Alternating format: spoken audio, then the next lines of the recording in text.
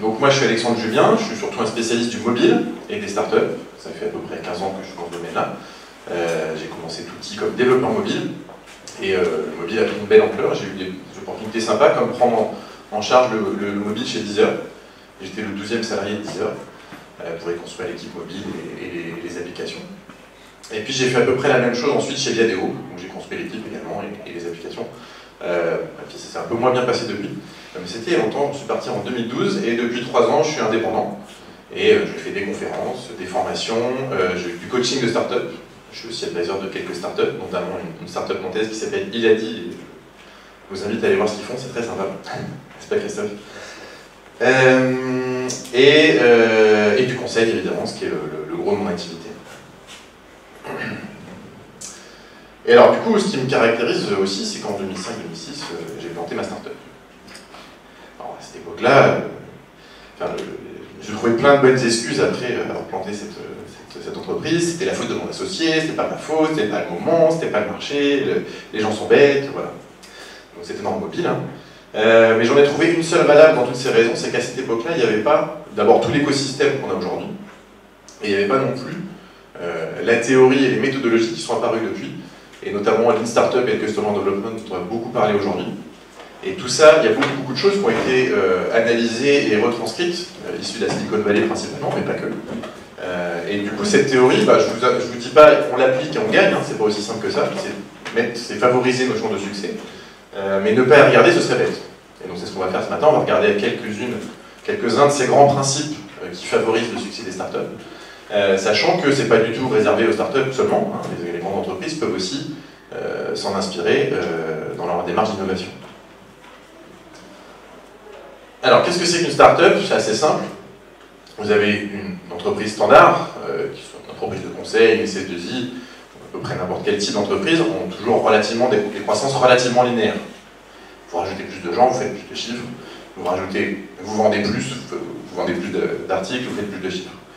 Les startups, on voit qu'elles ont une courbe un peu différente. Donc, que ce soit Facebook, vous avez aussi Groupon, Amazon, bref, voilà un peu le type de courbe. Si je prends la croissance de Facebook en millions d'utilisateurs, voilà ce que ça donne.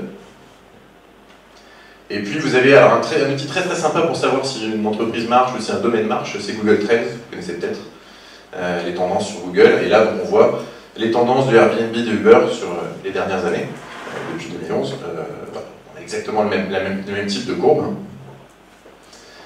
Bref, ce qui caractérise une start-up, c'est cette croissance exponentielle. Ce start et ce up, très simple. Et, alors la vraie courbe, elle ressemble plutôt à ça. Hein. Elle ressemble plutôt à un passage par qu'on appelle les limbes de désespoir, les moments où on ne sait plus où on va et on a envie de tout abandonner. Et parfois, certaines startups trouvent ce qu'on appelle un product market fit, ou adéquation produit-marché. Alors elle est très sympa celle-là, mais on va revenir à celle qui est théorique. On a 2 objectifs principaux, et cette milestone, cette on va dire, étape théorique qu'on appelle le product market fit est très importante. Pendant cette étape-là, au début, le seul but, c'est de trouver cette adéquation produit-marché. Il n'y en a pas d'autre. On s'en fout de croître. Ce qui compte, c'est d'avoir un produit qui correspond à nos utilisateurs. Et alors, le product market fit se définit souvent avec trois grandes choses. Est-ce qu'on a des gens qui comprennent ce qu'on fait? Est-ce que quand ils viennent, ils adhèrent et ils commencent à utiliser le produit? Et ensuite, est-ce qu'ils en parlent à d'autres? Principalement ça. Si vous voulez un peu de détails, là, ensuite on va essayer de croître. Hein. Et seulement après, on va essayer de croître. Et idéalement, on a levé des fonds, on n'a pas trop levé de fonds avant d'avoir trouvé son adéquation au du marché. Sinon, on se met dans la banane. Et donc, si vous voulez un peu plus de détails sur ce concept d'adéquation produit marché, bah, j'ai un article sur Madines, ça m'arrive d'écrire sur Madines, il fait des leçons de Deezer. Le deuxième article étant sur le gros hacking et les grosses hacks chez Deezer.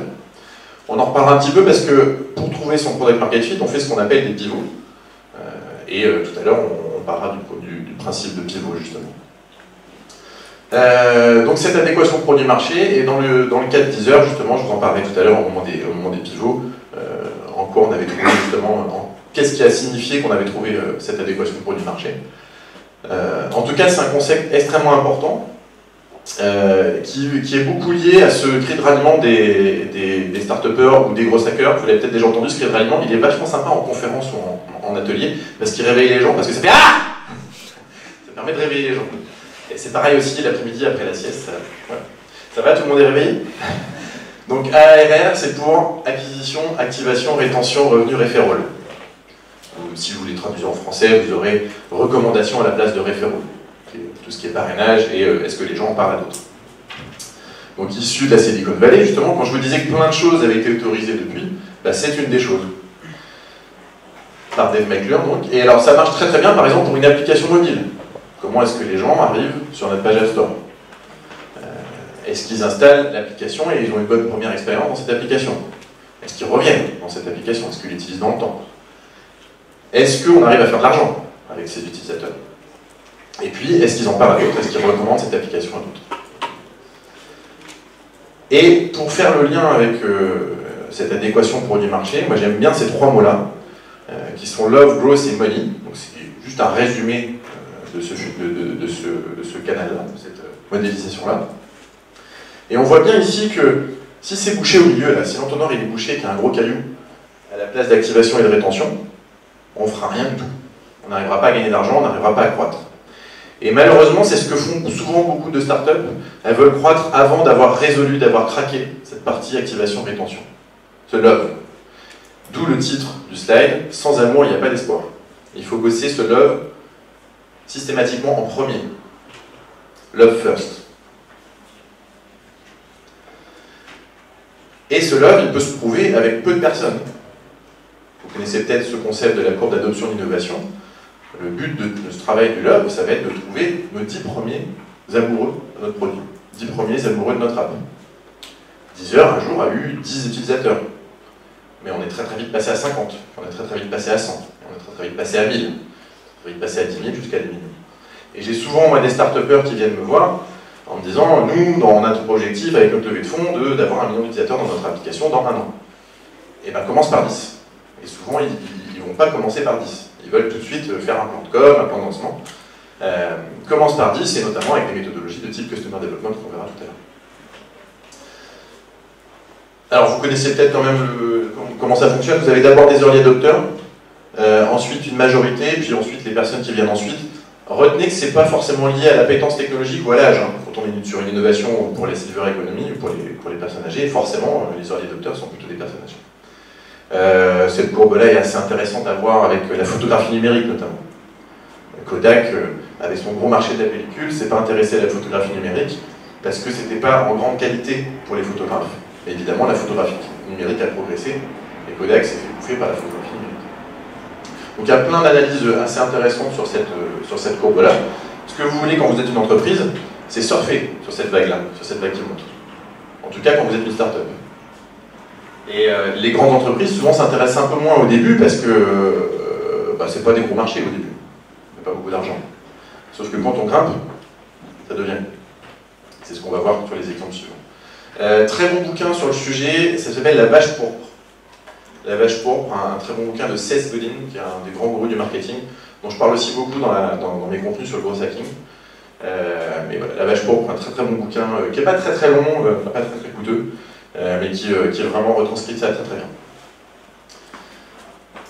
Et donc, je vous parlais des grandes entreprises. Les grandes entreprises s'intéressent à des gros marchés de masse. Et le marketing, tel qu'il est enseigné par exemple en école de commerce ou tel qu'il est pratiqué dans les grandes entreprises, fonctionne très bien pour ça. On a des millions de publicités qu'on va utiliser sur un marché déjà très très gros. Ces méthodes-là ne sont pas adaptées pour créer de nouveaux usages ou pour chercher de nouveaux usages.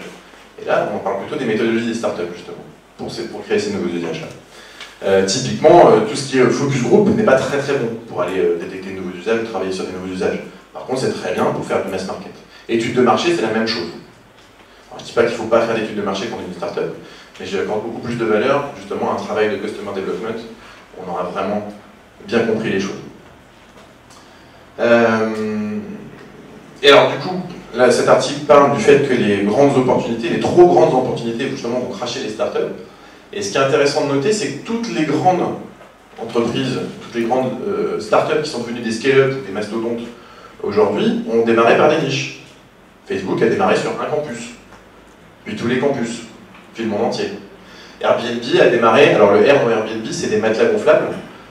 Quand les événements, les hôtels étaient, par exemple le Web Today, les hôtels sont trop chers autour, on met des matelas gonflables dans les appartements des designers pour qu'ils puissent accueillir d'autres designers.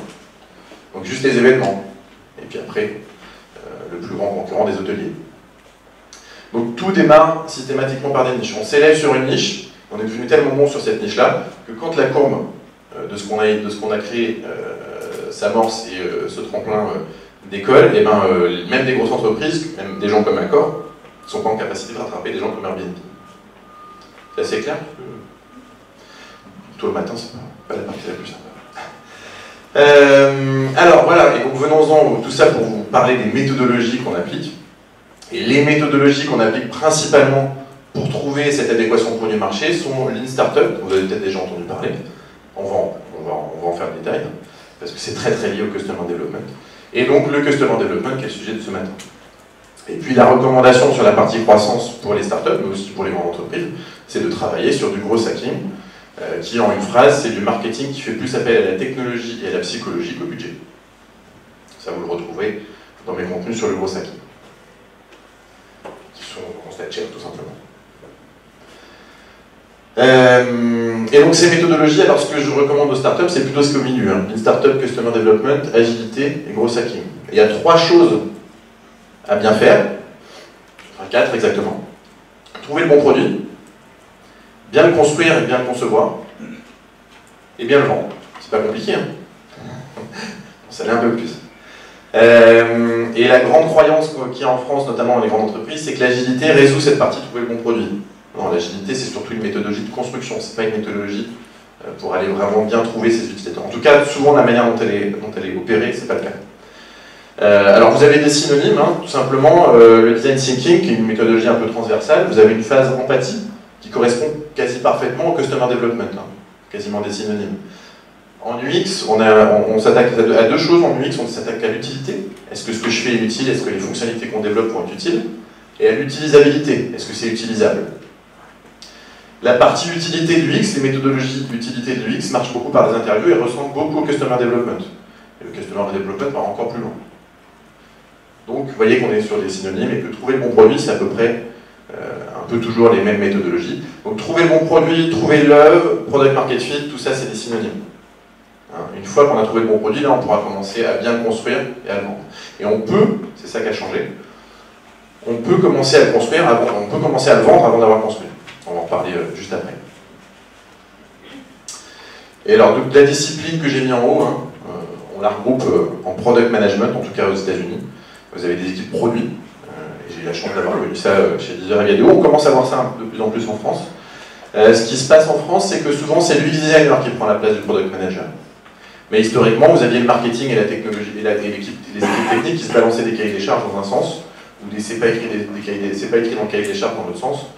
Bon, ça, c'est un peu changé. On passe maintenant beaucoup plus par du maquettage, des tests utilisateurs sur des maquettes, des UX designers intégrés dans les projets, qui viennent mettre du lien. Et tout simplement, si je prends les product managers et les UX designers, on a des gens qui sont là pour penser aux usages et aux utilisateurs. Quand je suis arrivé chez Deezer, j'étais chef de projet technique, et les gens du marketing s'occupaient de l'offre. Donc de l'offre premium à 10 €. Il n'y avait personne pour se dire, tiens, qu'est-ce qu'on met dans les mains de l'utilisateur pour piloter ça. Donc je m'y suis collé parce qu'il fallait qu'il y ait quelqu'un qui s'y colle. Et en fait, je me rends compte que j'ai fait du product management, ce que j'ai fait ensuite chez mais en France, ça commence aussi à se structurer comme ça. Donc vous pouvez voir que Blablacar, par exemple, est structuré comme ça, Criteo également, La Fourchette. Et puis toutes les grandes entreprises américaines sont structurées de cette manière-là aussi. Et vous seriez surpris du peu de personnes qu'il y a parfois dans des équipes chez Google. Elles sont très outillées, hein. Il y a beaucoup d'autres équipes qui bossent pour elles, par exemple, pour gérer les serveurs, gérer tout ce qui est nécessaire à leur fonctionnement. Mais parfois, c'est des équipes très petites, un product manager et quelques ingénieurs, et on avance sur un produit comme Google Wallet. J'ai un collègue vidéo qui était parti chez Google Wallet, ils étaient 8, je crois, sur l'équipe produit. Après, ils étaient très outillés.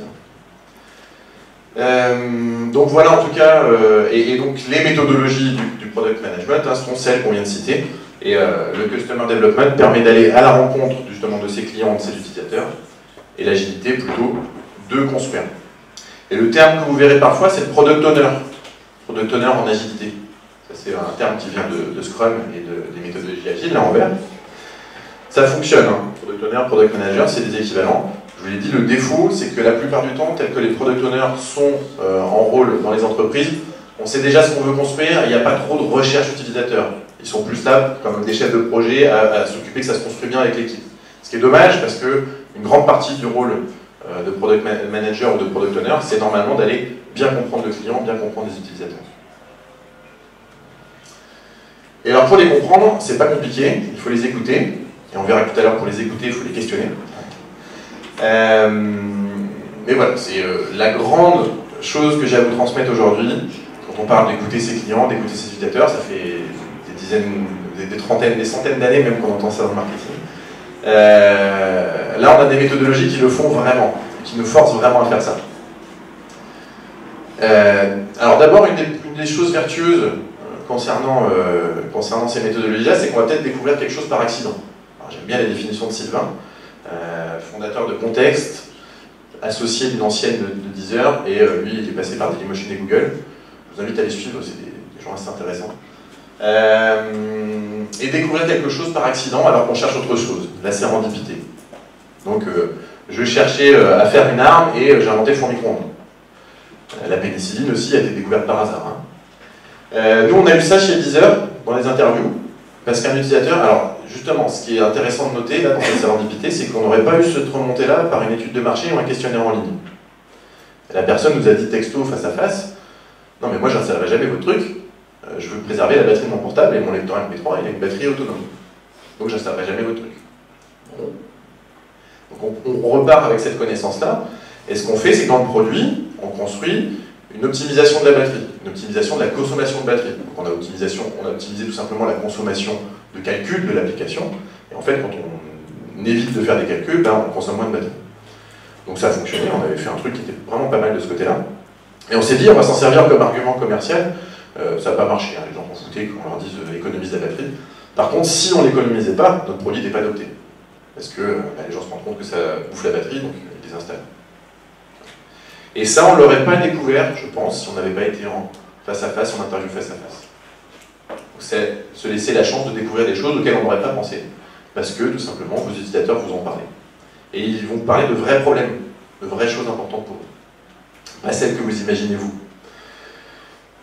Donc sur cette notion de collaborer avec les utilisateurs, retenez que ça se fait à toutes les étapes, justement. Et c'est ça le grand changement de l'UX, et c'est ça le grand changement aussi du gros hacking. C'est que pour bien construire, bien concevoir, on va aussi faire des tests utilisateurs, on va aussi collaborer avec eux. Donc pour trouver le bon produit, c'est ce qu'on va voir par la suite. Hein. Mais grosso modo, les 10 premières personnes avec qui on va commencer à bosser, on va bosser avec eux tout le temps. Alors ils n'ont pas de chance, ils vont prendre cher.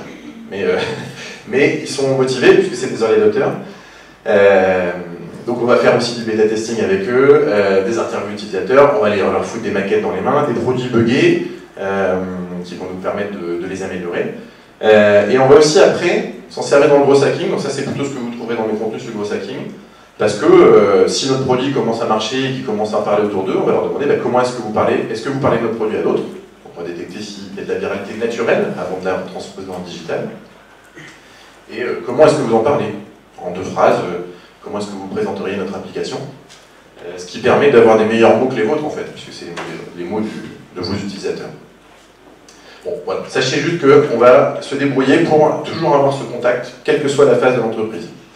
Et pour finaliser sur cette partie méthodologie, un des trucs qui est souvent un des pièges, c'est de les avoir au début et de les oublier ensuite. C'est-à-dire qu'on fait une première version de l'application, on fait tout très bien. Et puis ça y est, on fait des nouvelles features. Alors là, par contre, ça y est, c'est la foire. On fait tout ce qu'on veut, tout ce qu'on a envie, tout ce qui nous passe par la tête. Donc c'est des méthodologies qu'on va tâcher de garder tout au long de la vie de l'entreprise, de la vie de la start-up. Tout simplement parce que c'est des méthodologies saines qui peuvent nous emmener au succès. Et on va se concentrer là, dans la partie suivante de l'atelier, justement sur cette partie Lean Startup et Customer Development. Ça va pour tout le monde? Ça allait cette petite partie théorique? Elle méritait d'être faite? On la garde alors. Je l'avais déjà fait, mais c'est un nouveau format, donc c'est pour ça, pour cette question. Donc moi-même, je questionne mes utilisateurs. Donc trouver le bon produit. Trouver le bon produit, le problème principal dans une startup, c'est qu'on ne sait pas ce qu'on doit construire. Alors on a une vision, on se dit tiens, il faut qu'on aille là, mais ce qu'on doit construire exactement, c'est beaucoup plus compliqué. Ce qui est moins le cas dans les grandes entreprises, c'est pour ça que l'UX peut prendre le pas dans les grandes entreprises, c'est qu'on sait déjà un peu ce qu'on veut faire. Une startup, c'est un peu plus complexe. Et de plus en plus, c'est aussi le problème des grandes entreprises, surtout dans l'innovation. Alors quand on ne sait pas ce qu'on doit construire, on part, plutôt que de se morfondre dans notre tour d'ivoire à se dire mais qu'est-ce qu'on va pouvoir faire, on part à l'aventure. C'est peut-être ça le plus intéressant, je dirais, dans les startups, c'est que c'est peut-être des plus belles aventures humaines que vous puissiez vivre dans le monde d'aujourd'hui. Et on se met dans un processus de découverte, un peu comme des chercheurs d'or, ou chercheurs d'eau aussi, parce que l'eau va devenir de l'or aussi. Donc un processus de découverte, et on part du principe que ce qu'on a imaginé, c'est pas forcément ce que les clients voudront. Alors ça, c'est pas facile, c'est même parfois violent. Christophe, tu veux dire un mot sur cette violence? Voilà, je pense que vous étiez parti sur des idées très intéressantes, mais vous avez très vite découvert que ce que les gens voulaient, c'était pas ce que vous aviez imaginé. Oui, il faut effectivement rester toujours en écoute de sa cible et ne pas perdre la vision, mais savoir piloter en permanence et adapter le produit. Alors, parfois, il faut un moral solide. Je me souviens que les découvertes avaient été impactantes sur le moral, sauf qu'elles ont laissé la porte ouverte à d'autres choses par la suite qui sont devenues idéales. Merci Christophe pour le partage. Et donc, il faut pouvoir lâcher prise sur ce qu'on a imaginé, parce que si ce qu'on découvre va pas dans notre sens, et le réel, lui, n'ira jamais non plus dans ce sens-là. On se rapproche du réel, tout simplement. Alors c'est souvent ce que je dis, là, je ne vous ai pas précisé tout à l'heure, je suis aussi entrepreneur en résidence d'un accélérateur à Poitiers. Moi je suis plutôt sur Poitiers, Niort, La Rochelle. Je vis à Niort et puis c'est très souvent à Paris. J'interviens chez Paritech Entrepreneur et un petit peu de famille au début. Mais surtout, là je suis entrepreneur en résidence de Startinov et on a des doux rêveurs, hein. On a des super projets qui sont du rêve, des changeurs de monde. Et ça ne me dérange pas. Je leur dis par contre, débrouillez-vous à foutre ce rêve dans la réalité le plus vite possible, à ce qu'il commence à prendre des pieds au sol, parce que sinon vous resterez toujours dans le rêve, et ce rêve, c'est ce qui s'est passé pour ma startup, il va rester dans les nuages. Trouver le moyen de les mettre sur terre, c'est ces méthodologies-là justement qui le permettent. Mais aussi se lâcher prise. Le fait de dire, voilà, le rêve il n'est pas exactement comme je le voyais, il est peut-être plutôt comme ça. Pouvoir le changer un peu. Et alors quand on part à l'aventure, ce qui est compliqué, c'est qu'il y a plein de chemins. La même chose quand on part en randonnée, on a plein de chemins devant nous, et on ne sait pas forcément lequel choisir, surtout que là, il n'y a pas de carte, hein. Il n'y a personne qui va vous dire il faut faire ça. Ou plutôt, méfiez-vous des gens qui vont vous dire il faut faire ça. Et j'essaie, dans mon coaching, en général, de ne pas faire ça. Donner les méthodologies pour trouver vous-même vos choix. Et donc on a sa lampe torche là, et puis on peut éclairer, en fait on ne peut pas éclairer, j'ai bossé dans quelques grandes entreprises pour essayer d'insuffler l'esprit start-up, et on me parlait d'un plan à 2020, et je disais mais je ne suis pas capable de voir à plus de 6 mois. C'est-à-dire que moi j'ai ma lampe torche, et j'avance dans le noir. Et voir trop loin, ça c'était historiquement comme ça que les grandes entreprises faisaient dans leur stratégie, et elles essayaient de faire rentrer le monde dans leur stratégie, c'est plus comme ça que ça marche. Aujourd'hui, la plupart des startups justement qui ont changé le monde, ont eu des chemins plutôt à 6 mois, on ne sait pas trop ce qui va se passer, mais on sait qu'on avance. Pas à pas. Donc chemin A, B, C, D, et puis l'étape d'après, on se retrouve avec d'autres chemins à choisir, et on se faufile en fait. Hein. On passe son temps à se faufiler.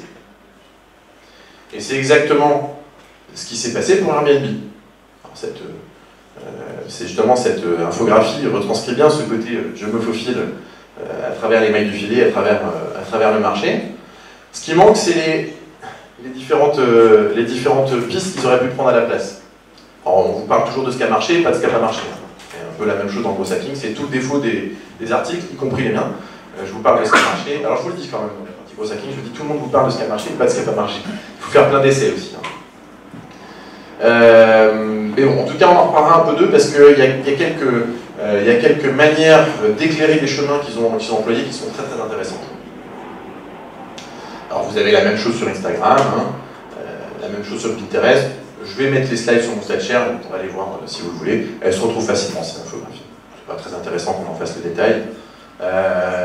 Si ce n'est quand même que Airbnb, ils ont vendu des céréales pendant les élections Obama pour financer leur projet. Ça, c'était un truc un peu rigolo.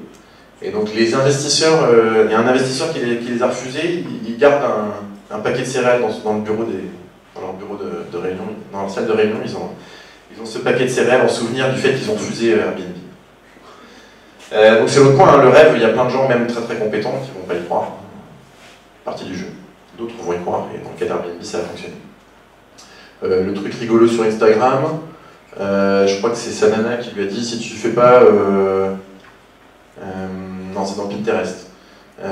Arrête de me saouler avec ton idée, soit tu le fais, soit t'arrêtes d'en parler. Bon, voilà. Ça fonctionne plutôt bien du côté de Pinterest. Alors, comment trouver un bon chemin? Eh bien, c'est logique, pour trouver, il faut chercher. Et c'est un peu justement ça que je reproche à la littérature sur les sujets. C'est que la littérature sur les sujets, elle vous dit « Oh, ils ont trouvé ». Elle ne vous dit pas « Ah, ils ont cherché beaucoup et enfin ils ont trouvé ». Et donc pour trouver, dans le premier sujet que vous connaissez peut-être, parmi ces 4 chemins, vous avez par exemple l'A/B testing. Vous voulez tester 2 messages, 2 propositions de valeur ou 2 produits, tout simplement, 2 produits différents. Vous faites une landing page sur le produit A, une landing page sur le produit B. Et vous voyez laquelle convertit le mieux. Tout le monde connaît l'A/B testing ou j'en fais une petite illustration? Une petite illustration. C'est apparu plutôt pour tester des sujets d'email. Par exemple, je lance l'offre premium Deezer et je veux toucher ma base de 1 million d'utilisateurs, d'1 million d'inscrits à la newsletter. Et ben, je vais envoyer l'email à découvrez la nouvelle offre musique illimitée de Deezer. Un email avec le sujet B, découvrez, téléchargez désormais en illimité sur votre mobile grâce à nouvelle offre premium Deezer. J'envoie l'email A à 1000 personnes, l'email B à 1000 personnes et je mesure. Et je vois lequel convertit le mieux. Et celui qui convertit le mieux, c'est celui que j'ai envoyé à toute la base. Donc ces méthodes-là, elles permettent tout simplement de faire de meilleurs choix et d'avoir un choix éclairé. Alors quand on a plus que A et B, on parle de multivariate testing, c'est ça le terme technique, mais c'est exactement un des moyens de choisir entre A et B. Et quand vous vous posez des questions, le bon réflexe, c'est de se dire comment est-ce qu'on pourrait tester qu'on va sur un bon chemin. On va voir différentes méthodologies pour éclairer les chemins, mais votre métier, justement, c'est de choisir la bonne. Il n'y en a pas une qui marche tout le temps, hein. C'est pas comme ça que ça marche. Plutôt, on choisit la bonne au moment T. Et l'A/B testing est intéressant parce que maintenant, on peut le faire donc, soit sur des pages d'atterrissage avec des propositions de produits, soit carrément aussi dans le produit, dans les applications. Dans les applications, on va pouvoir développer 2 variantes de fonctionnalité et vérifier laquelle marche le mieux. Et ça devient assez intéressant. C'est assez coûteux quand même, hein, l'A/B testing, il faut le faire avec parcimonie. Si on le fait pour tout, il y a des startups qui le font pour tout, hein, mais ils sont déjà avec des grosses équipes et très bien outillés. Donc voilà pour le premier point pour choisir un chemin. Et le deuxième, donc, je reviens au changement de paradigme. Alors désolé pour le slide en anglais, j'ai fait un enterrement de vie de garçon ce week-end, c'est pour ça que je suis un peu fatigué. Et j'ai pas eu le courage de le traduire, mais je vais vous le traduire maintenant. Précédemment, dans l'industrie, ce qu'on faisait, c'est qu'on pensait à quelque chose, on l'imaginait, on le concevait, on le produisait, et si il ne se vendait pas, on avait tout perdu. Même la partie de production. La R14, la Engage, enfin je crois qu'on peut trouver un nombre incalculable d'exemples de ça dans l'industrie. Le monde a changé parce que c'est devenu beaucoup plus simple de pré-vendre. Donc de vendre quelque chose, et si ça vend, on le produit, on le construit, on le distribue. Alors vous avez un livre qui s'appelle La semaine de 4 heures, hein, c'est ce 4 Hours Work Week de Tim Ferriss. C'est exactement ce qu'il fait, il teste des propositions de produits e-commerce, il fait des faux sites e-commerce, et puis si beaucoup de gens commandent, il leur dit bon, il y aura 2 mois de délai. Et puis s'il n'y a pas assez de gens qui commandent, je vais vous rembourser parce qu'on n'arrive pas à s'apprivoisiner. Alors c'est un peu pirate, hein, bon. En tout cas l'esprit est intéressant. Et c'est aussi ce que font des startups quand elles font une page d'atterrissage, une landing page, coming soon. Bientôt, préinscrivez-vous. Si personne s'inscrit, on va se poser des questions sur notre proposition de valeur. Si d'un seul coup, les gens commencent à en parler juste sur la proposition de valeur, ça devient intéressant. On tient quelque chose. Et puis en plus, ça tombe bien, ça sera nos bêta-testeurs, ou les gens qu'on pourra interviewer pour le Customer Development. Donc les pages d'atterrissage avec des pubs, et c'est la même chose sur, si je me pose la question entre plusieurs produits. Donc là, l'exemple que je prendrais souvent, c'est une application pour les plongeurs, application mobile, pour les gens qui font de la plongée. Et je m'étais dit, tiens, peut-être qu'ils aimeraient savoir les bons spots de plongée quand ils voyagent. Ou peut-être que tout simplement, ils voudraient avoir des fiches de rappel sur la plongée. Donc je fais deux landing pages, et j'ai vu laquelle marchait le mieux en ciblant sur Facebook des plongeurs. Ce qu'on fait comme pub là, c'est pas pour croître, hein, c'est juste pour injecter suffisamment de trafic pour notre test. Suffisamment de trafic en entrée là, pour pouvoir choisir entre A et B. Et ça m'a permis de voir donc quelle était la proposition de valeur qui était plus plaisante pour les plongeurs. Alors c'était pas complètement clair, donc on est repassé par Interview ensuite. Et puis c'est exactement ce que fait le crowdfunding. Ce que je trouve très intéressant avec le crowdfunding, c'est que ça ressemble beaucoup, enfin quand on réussit très bien une opération de crowdfunding, je pense que c'est une preuve de product market fit, d'adéquation produit-marché. Vous avez des gens qui ont compris, qui ont aimé et qui ont payé.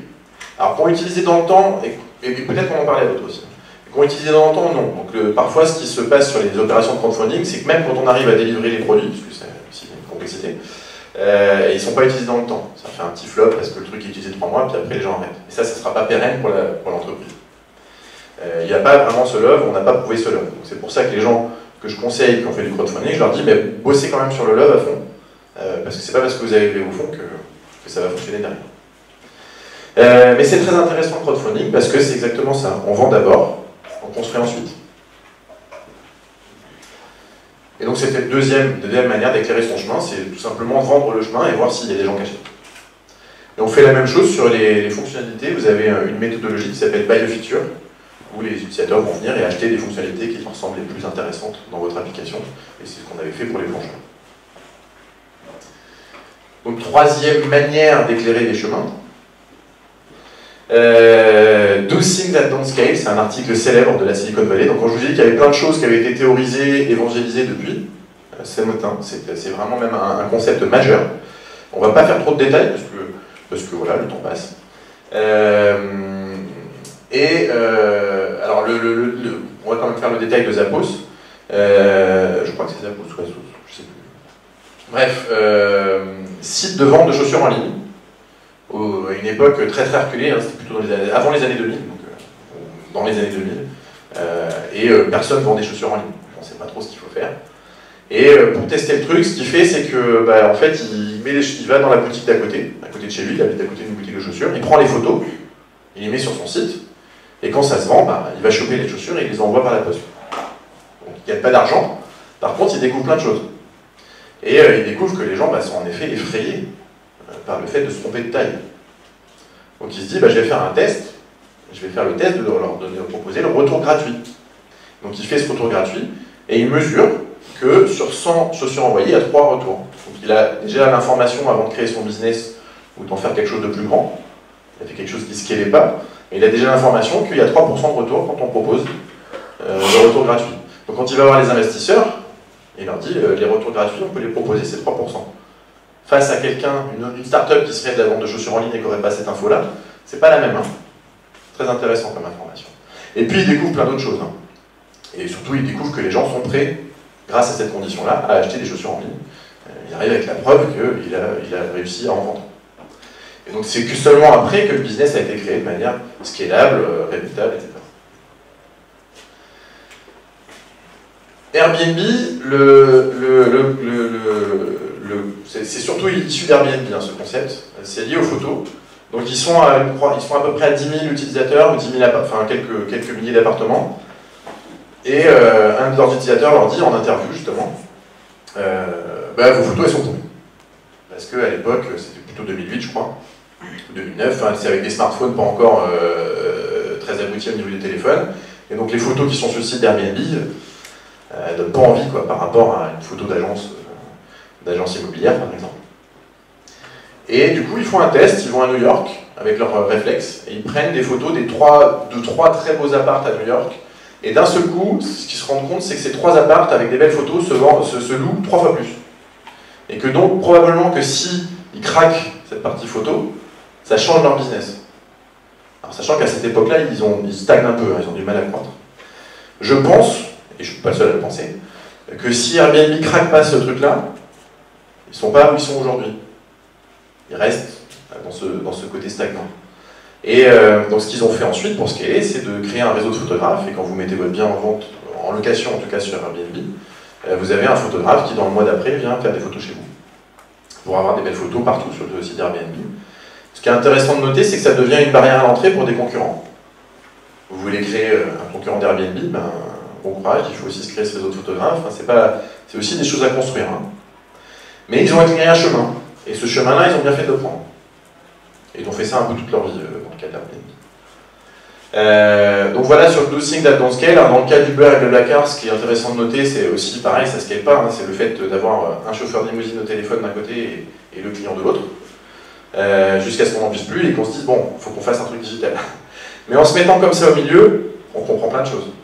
On comprend vraiment les problèmes, on se met vraiment dans la tête des gens. Et on va parler tout à l'heure du Customer Development, parce que ça permet justement de se mettre dans la tête des gens. Oublions le reste. Hop. Bon, je peux vous en parler juste. Wimoms et Qualito, c'est des 2 startups d'application qui ont acquis leur... Enfin, Wimoms, c'est impressionnant, ils ont acquis leurs 5000... C'est des mamans enfin, c'est des échanges de bons plans entre jeunes mamans. Ils ont continué à faire des interviews jusqu'à, je crois, 3000 ou 5000. Les 3000 premières utilisatrices, ils ont toutes passé au moins un quart d'heure au téléphone avec. Balèze quand même. Mais ça leur a permis d'avancer la pompe et maintenant ils sont à 100 000, je crois. 100 000 utilisatrices. Ça va bien.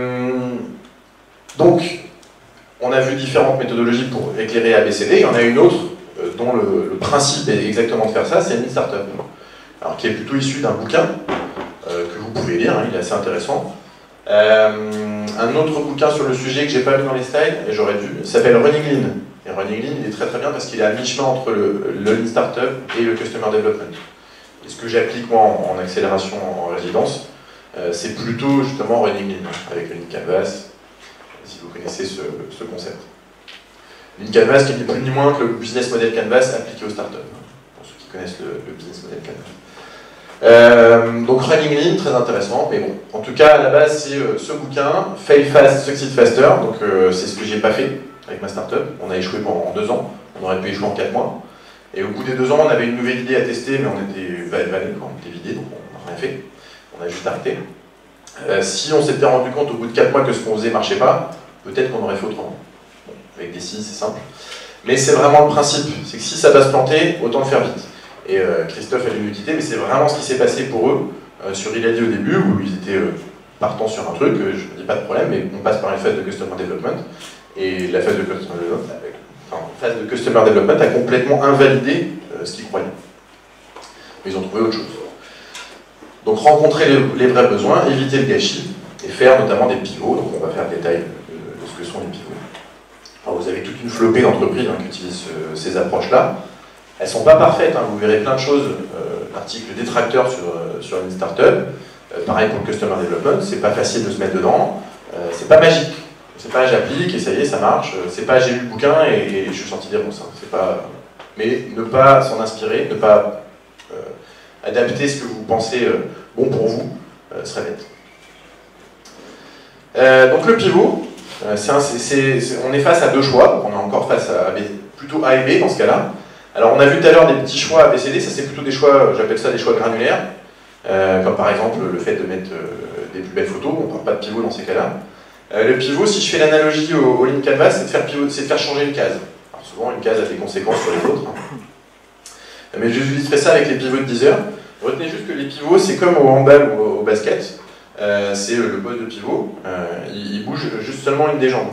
Donc il garde quand même une partie du business, on garde quand même une partie du business, mais on bouge le reste. Et idéalement, on garde ce qui marche. Parfois, on voit des startups pivoter et casser ce qui marche, casser ce qui marche dans ce qu'ils ont trouvé. Un pivot très classique, c'est de passer du grand public à l'entreprise. C'est ce qu'avait fait NetVibes il y a quelques années. Ils avaient un service de widget sur le grand public pour suivre ces news, et en fait ils se sont revendus à Dassault parce qu'ils faisaient après un très bon outil B2B de veille. Donc on passe du grand public aux entreprises. On n'arrive pas à décoller sur le grand public, on passe aux entreprises. Parce qu'on a vu que les entreprises utilisaient notre produit. Alors juste, en cas de pivot, il faut repartir au départ sur les découvertes. C'est ce que font le piège que certaines startups, dans lequel certaines startups tombent, c'est de pivoter, mais de partir du principe qu'elles connaissent déjà ce vers quoi elles pivotent. Alors qu'il faut repartir à la quête d'informations, il faut repartir à l'aventure. L'aventure redémarre. C'est un peu un reset. Et dans le cas de Deezer, donc, on était un site gratuit financé par la publicité. Ça marchait plutôt bien, puisqu'on vendait 10 millions d'euros de publicité par an, avec des gens à notre régie qui étaient très très performants. Sauf que la musique nous coûtait très cher aussi, hein. On versait aux ayants droit. Et donc on a en 2009, hein, moi je commençais à bosser sur le mobile, hein, on n'avait pas encore sorti nos applications mobiles. Et on a notre directeur financier qui arrive, donc Simon Baldero, qui est devenu après le CEO, DG France, etc. Et il nous dit, bah, j'ai fait les calculs et dans 6 mois on est mort. Ah. Donc ce qui est intéressant de noter, c'est que les pivots, on parle faire un choix. Nous on n'a pas fait de choix, hein. On a fait le choix de survivre. C'est tout, c'est le seul choix qu'on a fait. On a essayé de trouver un truc pour survivre. Mais on n'a pas fait de choix vraiment parce qu'on n'avait pas trop de choix. Donc bon, faire un choix. Et il y a quand même des méthodologies et des start-upers, et là ça, moi je suis moins bon qu'eux, qui arrivent à anticiper leur pivot et à faire des bons choix. Bon, c'est ce que vous le verrez dans l'article, je mentionne les start-up et j'explique ce qu'ils ont fait. En tout cas, dans le cas de Deezer, on va mourir dans 6 mois, donc il faut changer quelque chose. Et là, on dit, bah, pas de problème, Simon. Nous, on est en train de construire l'offre mobile payante. Elle sera forcément payante. On a commencé à voir ça avec les majors. Ce sera 10 € par mois, et puis on va faire beaucoup d'argent. De toute façon, on avait déjà prévu, si on avait déjà commencé à bosser là-dessus, c'est qu'on savait que ça pouvait être une grande source de revenus. On ne pensait pas que ce serait essentiel et vital aussi vite. Mais donc, on construit nos applications, on galère un peu avec les ayants droit, mais on arrive quand même à lancer notre offre, et au moment où on la lance, on a 10 millions d'utilisateurs gratuits. Deezer est un site énorme, on a un très beau succès, on est très peu dans l'entreprise par rapport au nombre d'utilisateurs qu'on a, enfin, on n'arrive pas à mettre les serveurs, c'est justement une des preuves, on me dit souvent comment on détecte un product market fit. L'idéal, c'est quand vous n'arrivez pas à mettre suffisamment de serveurs parce qu'il y a trop de gens qui arrivent. Ou dans le cas de Deezer, le premier de l'an, vous ne pouvez pas écouter la musique puisque ça pète tout le temps, c'est juste pas possible. Donc bref, on était dans ce cas-là. Et puis on lance donc auprès de nos 10 millions d'utilisateurs gratuits notre offre premium payante mobile. On télécharge en illimité dans son mobile. Donc c'est génial, lancement en grande pompe, soirée, machin, presse, revue de presse dans tous les sens, etc. Et on chope dans les 2-3 mois 10 000 utilisateurs, 10 000 utilisateurs payants, 10 000 abonnés seulement. Et ça ne croît pas. Le mieux qu'on a pu faire, c'est d'atteindre 15 000 en mettant beaucoup d'efforts. On n'a pas trop de moyens marketing pour aller vraiment évangéliser ce truc-là. On est un peu mal, encore une fois, 15 000 utilisateurs à 10 € par mois, c'est quand même pas mal, mais ça fait pas vite 10 heures. Et donc, notre directeur financier nous dit dans 6 mois, dans 6 mois, on est encore pas bien.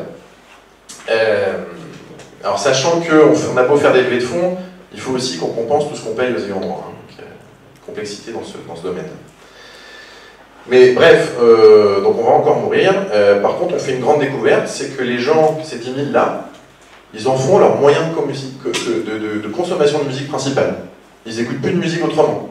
Ça devient la manière dont ils écoutent la musique au quotidien, et ils sont addicts, quoi. Donc product market fit partiel, dans le sens où les gens ne payent pas, les gens sont prêts à payer, pardon, en dehors des 10 000, mais pour ceux pour les 10 000 qui payent, c'est complètement une adéquation. Ça devient leur outil de musique principale à 86% d'entre eux. Alors je ne l'ai pas précisé tout à l'heure, mais en product market fit, on essaye de mesurer des succès à 30 ou 40% de gens qui pourraient être plus passés de ce que vous faites. Qui seraient très déçus si le produit n'existait plus. 30 ou 40%. Autant vous dire 86%, on est bien. Et c'est grâce aussi à ces métriques-là qu'on va voir Orange, et qu'on peut leur dire, on est en train de faire quelque chose de très sérieux côté mobile. Et donc le deuxième pivot, le premier pivot c'était de passer du web gratuit financé par la pub au mobile payant. Et le deuxième pivot, c'est de s'adresser aux opérateurs qui eux ont inclus Deezer dans le forfait, ce qui était intéressant pour eux pour de la conquête et de la fidélisation. Une fois que vous avez votre musique chez Orange, vous ne partez pas chez SFR pour la payer 10 € par mois. Avec en plus un service très intéressant en termes d'image, en termes de bien-être et de bonheur apporté à des utilisateurs. Donc c'était vraiment un enjeu de relation client pour Orange. Et donc le deuxième pivot qu'on fait, bah, c'est du B2B2C. C'est-à-dire on vend à une entreprise qui vend à ses clients. Et il y avait déjà des gens qui faisaient du B2B dans la musique, il y avait un concurrent qui s'appelait Omniphone, mais ils n'étaient pas aussi bons que nous, parce que nous on faisait déjà aussi du B2C, donc on faisait un meilleur produit pour les clients. Parce qu'on les écoutait bien aussi. On allait jusqu'à optimiser la batterie, je vous l'ai dit. Voilà. Et donc voilà ce que peuvent être les pivots, et si on ne les fait pas dans le cas de Deezer, Deezer meurt. On a réussi à ce que la boîte survive, alors c'est pas en serein non plus, parce qu'il y a quelques gros... Enfin, sur le marché de la musique en streaming, il n'y a pas que Deezer et Spotify maintenant. Mais voilà pour illustrer le principe de pivot, donc entre le B2C gratuit et financé par la pub jusqu'au B2B2C, et la stratégie de Deezer c'est de faire des partenariats avec d'autres opérateurs ailleurs dans le monde. Il y a à peu près une centaine de pays maintenant ouvert. Et c'est là que je suis parti parce que faire des réunions avec les opérateurs ça me plaisait moins que de faire du produit. Ça va pour le concept de pivot? Donc là vous avez l'essentiel de ce qu'il y a dans l'article, mais il y a des choses sur le product market fit. Et donc voilà, c'est le grand concept de Lean Startup, et ça c'est un grand choix, c'est quand on est face à des très grands choix entre A et B, donc des choix comme changer de produit, changer de segment clientèle, changer de manière de se distribuer. Donc dans Lean Startup, vous avez aussi un concept qui s'appelle la boucle de feedback, où on construit quelque chose, on mesure et on apprend de cette chose-là. Et ce qu'on verra tout à l'heure, c'est que, donc là on va parler de qu'est-ce qu'on construit, mais dans le Customer Development, ce qu'on construit, c'est justement des interviews. On se prépare un questionnaire pour pouvoir interviewer les gens. Et dans le cas d'une startup, on va plutôt construire ce qu'on appelle un MVP, Minimum Viable Product, vous avez peut-être déjà entendu le terme. Et c'est tout le point par rapport à tout à l'heure, le fait de perdre ces méthodologies. Moi j'aime bien aussi parler de Minimum Viable Feature, c'est-à-dire que si on fait une évolution du produit ou des nouvelles features, eh ben on repart sur cette logique-là, plutôt que une fois qu'on a fait son cœur de produit, complètement mettre de côté les méthodes. Donc le but c'est de valider des hypothèses. Alors vous verrez, moi je suis pas un extrémiste du concept de MVP, je suis très large sur ce qu'on peut faire, enfin sur ce qu'on peut considérer comme un MVP. Je m'en fous un peu tant qu'on va dans le bon sens et qu'on éclaire un chemin. Et vous avez des gens qui, non c'est pas un MVP c'est comme ci, c'est comme ça, vous en trouverez plein. J'aime bien le concept de minimum global product aussi. Parce que parfois on voit des start-upers qui font des MVP, ils font pas beaucoup de choses, ou ils font trop de choses déjà, mais ils les font pas bien. Ils les font pas belles, ils les font pas finies. C'est pas ça un MVP, ça peut être très abouti, mais c'est petit, il n'y a pas beaucoup de fonctionnalités. Et donc le concept de minimum lovable product est intéressant parce que ça rejoint notre concept de love tout à l'heure et ça rejoint le product market fit. Donc un produit aimable au minimum. Ce qui ne veut pas dire qu'il est fini, qu'il est développé, qu'il est abouti. Il peut être buggé, mais les gens l'aiment quand même parce que ça résout le problème. Alors voilà, ça par exemple, ce slide-là, je ne suis pas d'accord, même s'il est assez intéressant. Le fait que le MVP résolve le problème d'abord, de se déplacer plus rapidement qu'à pied, et puis on est toujours en train de se déplacer. Alors je ne suis pas complètement d'accord avec ce slide-là, parce que c'est pas ce qui s'est passé pour Deezer, et là mes slides ne sont pas dans l'ordre, on va le voir dans 2 slides. Juste, petite illustration, ça c'est un papa avec ses enfants pour une exposition. Ils ont peint 1000 pierres pendant un an, et ils ont séparé en 2, donc des pierres par paire, et ils ont mis des pierres dans toute la ville, et puis des pierres au musée, pour que les gens puissent savoir. Et donc il faut aller prendre en photo les pierres en situation dans la ville. C'est un MVP de quoi ça? Le fait d'aller choper des trucs en photo dans la ville. Pokémon Go. Pokémon Go, tout à fait. Alors c'est intéressant parce que ça n'a pas été le MVP de Pokémon Go, mais je trouvais ça aurait été un super MVP de Pokémon Go. Il faut aller choper des petits monstres dans la ville. Super MVP de Pokémon Go avec des cadeaux. Ça peut être ça un MVP. On va tester une hypothèse. Est-ce que les gens s'amusent? Est-ce que les gens vont aller chercher ces trucs-là? Est-ce que on va les interroger sur leur expérience? Ça peut être ça un MVP, ça peut être très simple. Et donc voilà, j'en venais à Blog Music, qui n'est pas du tout dans le cas qui n'est pas exactement un MVP au sens la trottinette ou le skate. Et quand je vous parle de ce qu'on a fait chez Deezer, les concepts n'existaient pas à l'époque. Donc j'en fais une analyse rétrospective. Mais dans le cas de Deezer s'appelait Blog Music avant. Et c'était pas de la musique à la demande, c'était un petit widget qu'on mettait sur son blog pour pouvoir passer sa playlist pour les gens qui venaient visiter le blog. Sympathique. Commencer à prendre du succès auprès des blogueurs. Voilà. Il y avait un petit peu de blog par-ci par-là. Il y avait un concurrent qui s'appelait Radio Blog d'ailleurs. Et là, moi j'étais pas encore là d'ailleurs, c'était en 2007, même avant, 2006. Avec de la musique piratée évidemment. Enfin, bref, un truc pas légal du tout. Et il y a eu deux grandes découvertes. Je vous ai dit, normalement MVP c'est fait pour valider des hypothèses, ou aussi se placer en sérendipité. Et là il y a eu deux grandes découvertes ou hypothèses validées. Un, les gens sont prêts à écouter de la musique sur Internet. Parce que les gens écoutaient effectivement ces playlists sur Internet et découvraient la playlist du blogueur. Et vraiment, ils passaient skip, ils écoutaient vraiment les musiques. Donc première hypothèse validée, les gens sont prêts à écouter de la musique sur Internet. Alors qu'à l'époque, c'est MP3 et iTunes. Deuxième hypothèse, enfin deuxième grande découverte, c'est que tous les gens qui écoutent de la musique via ce widget, ils disent « Ah, mais ce serait vachement mieux si je pouvais choisir ma musique. » Quand vous entendez ça 100 fois, c'est qu'il y a peut-être un truc à faire si je pouvais choisir ma musique. Et c'est là que donc, Deezer est devenu Deezer, s'est mis dans la légalité et a créé un système de musique à la demande sur Internet. Je ne suis pas sûr que Deezer prend le chemin qu'il prend s'il ne fait pas ce petit MVP de faire de la musique sur les blogs avant de découvrir ce qu'il peut devenir. C'est assez clair? Et donc un MVP, ça peut être ça, ça peut valider des hypothèses sans être forcément le produit final, ou en tout cas sur le chemin du produit final. Hop. Alors j'ai d'autres exemples, mais on ne va pas tous les passer. Le plus parlant là-dedans, c'est My Little Paris. Elle envoie un mail à ses copines, elle envoie un mail à 1000 copines, elle fait une newsletter, et un jour, elle crée un site et une appli. On peut très bien avoir des MVP sous forme de newsletter. Dans certains cas, ça fonctionne bien. Dropbox, eux, ils font une vidéo du rêve, et la mettent sur une landing page et ils chopent plein d'inscrits. Ça leur permet de prouver aux investisseurs que ça valait le coup de construire ce qu'ils voulaient construire. Et après, ils ont transformé la vidéo en vrai produit. Passons sur le MVP, ça peut être très volumineux comme sujet. Vous avez en ligne, vous pouvez trouver sur UXPin, UXPIN, vous trouvez un cookbook sur le MVP de 80 ou 100 pages qui est super bien. Je vous recommande. Mais bon, c'est assez volumineux. Et on revient à notre sujet. On est bien. Le Customer Development, on va passer vite puisqu'on va travailler après. Le Customer Development, donc très lié à une startup, c'est apparu quasiment en même temps, c'est une conséquence où c'est quasiment la même chose. Découvrir les vrais problèmes. C'est très adapté, c'est pas très adapté à l'entertainment, au jeu par exemple, mais c'est assez adapté quand on veut résoudre des problèmes. Et le problème qu'on a, en tout cas dans une startup, c'est qu'on a toujours raison si on discute entre nous. Là. Sur notre application de plongeur, on aura toujours raison. Ça va être très différent quand on va aller sur le terrain et qu'on va confronter ce qu'on pense à la réalité. On va transformer nos intuitions en convictions. Et ça se passe plutôt avec des interviews, face à face, surtout pas des focus group. Et alors, pourquoi les interviews face à face sont puissantes? Alors face à face ou téléphone, ça fonctionne aussi téléphone. Mais c'est le minimum parce que vous voulez ressentir les émotions et vous voulez pouvoir rebondir. Alors l'instant messaging marche un peu, mais pas aussi bien que l'amour. Vous voulez ressentir les émotions et vous voulez pouvoir rebondir. Et vous voulez aussi que les gens se lâchent, vous voulez pouvoir casser la glace. On n'aurait jamais compris ce qui se passait sur la musique illégale si on n'avait pas pris ce genre de méthode chez Deezer. Les gens ne parlaient pas de la musique illégale par des questionnaires ou par des trucs comme ça, pas ça par écrit. Par contre, quand on commençait à parler, on a même des gens qui nous ont dit qu'ils achetaient les CD et qu'ils chopaient la musique en ligne quand même en MP3 pour ne pas avoir à ripper le CD. Donc c'était bien un problème d'ergonomie, pas un problème d'argent, les acheter.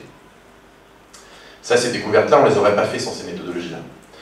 Et donc on fait deux types d'interviews, on en fait trois exactement. On fait aussi des interviews découvertes, mais on fait sinon des interviews problèmes et des interviews solutions. Et donc dans le cas des plongeurs, comment vous faites pour trouver les meilleurs plongées quand vous voyagez? Ça c'est un problème intéressant. C'est la grande question que je pose à toutes les startups. Quel problème vous résolvez pour vos utilisateurs? Donc, quel problème votre app résout pour ses utilisateurs? Ça fonctionne aussi très bien pour les applications mobiles. Et donc il y a trois étapes dans le Customer Development. La première, c'est le problème Solution Fit. Donc d'abord, on va prouver que le problème existe. Parce que ce qu'on a pensé comme problème, il n'est peut-être pas si important que ça pour les gens. Et ensuite, on va s'assurer que la solution à laquelle on pense, elle correspond bien au problème pour eux. Et aussi, qu'ils n'ont pas déjà une solution satisfaisante, voire une solution de contournement. Une solution de contournement de plein de startups, c'est de prendre une photo et de l'envoyer par email ou de l'envoyer par SMS. En fait, ça, un truc qu'on ne pourra pas changer l'habitude des gens s'ils font déjà ça pour un usage. Et ensuite, on va vraiment aller jusqu'au product market fit. Donc les interviews, elles se font face à face ou au téléphone. Vous allez essayer de faire une trentaine d'interviews. Alors on commence toujours par 5, on les fait par l'autre 5. Puis on débriefe un peu, on corrige l'interview. Et on va essayer de trouver 10 early adopters, 10 vrais early adopters. Alors dans le cas des plongeurs, je les fais à la sortie des clubs de plongée. Et je leur dis, je les interviewe pas en direct. Je leur dis, est-ce que je peux prendre votre numéro pour qu'on se fixe un rendez-vous? Je m'adapterai à votre agenda. Ça durera 20 minutes. Comme ils sont passionnés, ça dure toujours 45 minutes. Parce que ils aiment bien parler de leur passion. Et c'est d'ailleurs une des manières de détecter les vrais early adopters, c'est ceux qui sont super prolixes, ils vont vachement parler de ce que vous voulez adresser comme problème. Ceux qui s'en foutent un peu, vous allez vite le sentir et ça va durer un quart d'heure avec eux. Avec les vrais early adopters, ça dure parfois même des gens qui vous tiennent 1h30. Mais ce qui est plutôt bon, hein, pour vous demander que ça. Et donc voilà, je vais voir mes plongeurs à la sortie du club de plongée, je travaille dans l'innovation, je suis en train de travailler sur un service sympa pour les plongeurs. J'aimerais échanger avec vous 20 minutes au téléphone et on se fixe rendez-vous par SMS et puis on s'appelle. Et on va explorer avec eux l'importance du problème, ou l'importance des problèmes, et ce qui avait été retranscrit dans et même on leur posait la question, est-ce que vous avez des problèmes auxquels on n'a pas pensé? Autant vous dire que dans le cas de la plongée, la sécurité, la plongée, si on va avec un mauvais moniteur, on peut mourir. Donc la sécurité est un problème très important. Et donc du coup, ça nous permet d'explorer l'importance des problèmes, les solutions existantes, comment ils font aujourd'hui pour savoir si ce club est suffisamment sécuritaire ou pas. Donc avec un peu de chance, ils arrivent parfois sur les forums type machin routard à trouver quelqu'un qui est déjà allé dans ce club de plongée, donc à poser des questions. Mais on explore ces solutions de contournement, comment ils font, parce qu'on va peut-être trouver une manière de faire une meilleure solution. Et tout ce qui est solution de contournement, donc ce que je viens de vous parler, et aussi les expériences passées. Comment as-tu trouvé la meilleure plongée de ta vie? Comment est-ce que tu as déjà eu une plongée dont tu n'étais vraiment pas satisfait? Et donc on prépare quand même un questionnaire parce que vous ne voulez pas rater de questions ou de sujets, mais ce qui compte surtout c'est de faire une interview, une discussion. Et vous allez parfois rebondir sur des choses qui vous ont été dites pour creuser. Est-ce que c'est bien clair? Super. Donc voilà, ça c'est peut-être le point le plus important du Customer Development, l'exploration des problèmes. Et j'ai tendance à dire qu'on devient expert du problème d'ailleurs de sa startup. Et très souvent on croit qu'on l'est et on ne l'est pas assez. Hein. Et très souvent je coach des startups et on repart au départ et ça change leur... Et je mettrais même moi une métrique au nom d'interview. Les startups qui, entre des projets qui réussissent et des projets qui peinent, très souvent il y a une corrélation entre le nombre d'interviews. Ils en ont fait beaucoup, même s'ils se galèrent, à un moment ils craquent quelque chose. Donc là vous trouverez des guidelines, donc vous n'êtes pas là pour vendre, alors c'est le grand piège, hein, quand même essayer de vendre et de vouloir entendre ce qu'on a envie d'entendre. Il n'y a pas si longtemps, là sur Startinov, j'ai un start-upper qui revient et me dit « Ah, j'ai fait un interview hier soir, c'est mal passé. » Pourquoi? Bah, parce que je n'ai pas entendu du tout ce que j'avais envie d'entendre. Je fais bah, « Justement, ça s'est très bien passé. » C'est ce qu'on veut trouver. Donc ça lui a en fait dessiné une nouvelle persona qui n'était pas du tout comme ce qu'il pensait. Quelqu'un d'autre qui pourrait utiliser son produit, mais pas pour les mêmes problèmes, pas pour les mêmes besoins. Donc un truc auquel il n'avait pas pensé. Donc plutôt intéressant quand même. Donc encourager, reformuler, voilà, vous trouverez quelques... Et voilà, surtout, c'est peut-être ça le plus important. Se réjouir d'entendre des choses qu'on ne voulait pas entendre. Ces méthodologies-là, on peut aussi mal les appliquer. Surtout le Customer Development est assez subtil. On peut aussi se mentir à soi-même, faire mentir les interviews, et là, c'est pas notre point. C'est pas le but. Le but, c'est au contraire d'aller vraiment découvrir, de se confronter au réel. Hop. Et ensuite, on va commencer à construire, on va commencer à s'assurer que ce qu'on construit, ils en veulent vraiment. Grâce à soit des interviews solutions, donc on va les questionner sur voilà la solution, et dans les interviews problèmes, on présente à peine ce qu'on veut faire. C'est seulement après qu'on vient en disant voilà, on va faire une application qui va faire ça, ça, ça, ça, ça. Quelles sont les fonctionnalités qui t'intéressent le plus dans cette application? Donc on en revient à le by the future de tout à l'heure. Ou carrément des interviews utilisateurs, donc on les fout sur des maquettes ou sur un prototype, ou sur une maquette interactive qui est vraiment l'idéal. On va pas se gêner à faire justement une landing page et à faire de la pub dessus pour quantifier et passer de 10 à 50 voire 100. On rejoint ce qu'on disait tout à l'heure, on a trouvé 10 personnes qui aimaient notre concept d'appli pour la plongée. Bah ça y est, maintenant je fais ma landing page pour voir si j'arrive à en choper 100 ou 500. Et si j'en chope 100 ou 500, ça m'amorce mon marketing pour la suite. Et puis pourquoi pas leur mettre dans les mains les bébés. Mais on a déjà commencé par ces 10 personnes-là. Et elles sont très précieuses pour vous. Voilà, voilà. Et une troisième type d'interview qu'on peut faire, c'est des interviews découvertes, et c'est ce qu'on va faire comme atelier, Pour la bonne et simple raison que, en fait, c'est très compliqué de vous faire bosser sur un problème parce que vous n'avez pas forcément en face des gens qui ont le problème. Au moins sur les interviews découvertes, j'arrive à peu près à m'en sortir, donc c'est pour ça que je fais cet atelier sous cette forme-là. Et au moins, ça vous fera expérimenter ce système d'interview. Dans les interviews découvertes, on est plutôt sur des questions ouvertes. C'est quand on a déjà, par exemple, un produit, on est déjà, par exemple, Deezer ou Locust, et on essaie de trouver une nouvelle... Alors, j'ai beaucoup travaillé chez Locust aussi. Et on essaie de trouver des nouvelles innovations. Et ça peut être assez phénoménal ce qu'on trouve dans ce type d'interview-là. Donc pareil, expérience passée, positive, négative, point de friction, et on essaie de trouver là où il y a de la valeur. Donc le workshop, qui parmi vous lit des magazines régulièrement? Il n'y en a pas beaucoup. Ok. Alors, qui lit des magazines régulièrement? Alors c'est aussi ce qu'on a découvert chez Locust, c'est que l'usage des magazines n'était pas florissant.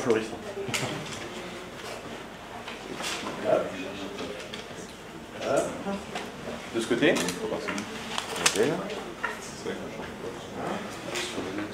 Alors, on va compléter par des gens qui aiment le cinéma. Il faut à peu près la moitié de post-it. Alors ceux qui ont déjà un post-it, non. Voilà. On va se mettre par paire entre gens qui ont un post-it et gens qui n'ont pas.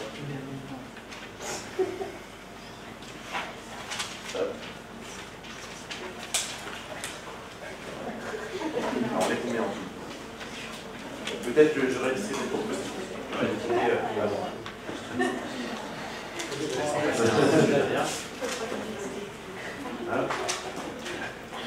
On doit être pas mal. Et alors pour ceux qui n'ont pas de post-it, vous, ce que vous aimez, c'est la musique. Je pars du principe que tout le monde aime la musique. Donc l'idée, c'est de se mettre par paire. Hop. Ceux qui ont des post-it sont des utilisateurs de magazines de type A. Ceux qui n'ont pas de post-it sont soit des fans de ciné de type A aussi. Ceux qui sont de type B sont des utilisateurs de musique. Vous mettez par A et B, donc ceux qui ont des post-it et ceux qui n'ont pas de post-it, vous faites par deux. Et vous allez vous interviewer tour à tour 10 minutes. Celui qui aime les magazines de ciné, c'est un product manager de chez Deezer. Celui qui n'a pas de post-it, donc, c'est soit un product manager de chez Locust, soit un product manager de chez Allociné, en fonction de la personne que vous avez en face. C'est un fan de ciné, c'est Allociné. Si c'est un fan de magazine, c'est Locust. Locust, c'est le 10 heures du magazine. Hein. Pour 10 € par mois, vous avez 10 magazines au recueil. Et l'idée, c'est de, pendant 10 minutes, justement, de faire ça. Essayer de trouver des choses auxquelles vous ne attendiez pas, d'être étonné peut-être, en posant des questions sur les usages, les comportements, les bonnes ou mauvaises expériences du passé. Exemple, on avait trouvé chez Locust quelqu'un qui avait acheté sa voiture suite à la lecture d'un magazine d'auto. Ça, c'est des choses qui sont précieuses à comprendre. Ça veut dire peut-être qu'on peut vendre des autos dans l'application Locust, c'est quand même pareil. Et voilà, ce type de découverte. Et ça peut être aussi sur la vie, c'est-à-dire, j'ai eu par exemple sur cet atelier un groupe qui avait travaillé sur les enfants. Parce que ils étaient tous les deux parents et que la vie avec les enfants, il y avait des choses intéressantes à faire. Voilà. Donc, libre à vous. Le but là, c'est juste de casser cette appréhension qu'on a allé interviewer un inconnu. Donc, allons-y. Et 10 minutes dans un sens, 10 minutes dans l'autre. C'est les post-it qui commencent.